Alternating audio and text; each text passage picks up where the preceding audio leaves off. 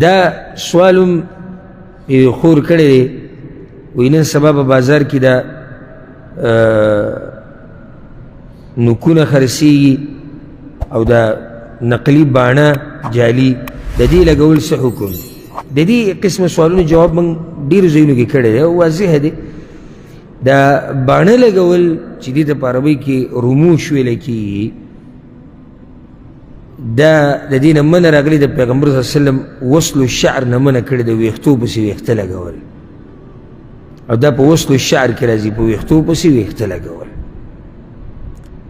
نو دا خو هغه حدیث کې دننه راځي هر چې دا نوکونه لګول دي دا اوږده اوږده دا چې نن سبا خرڅېږي بازارونو کې نو دې کې تشبیه ده د کافرانو سره او د فاسق و فاجرو زنانو سره او د زناورو سره د دې دلاسه حرام دي دا شټایل دا د مسلمانانو د ښځو شټایل نه دی دا یې د ډمانو نه یې زده کړی دی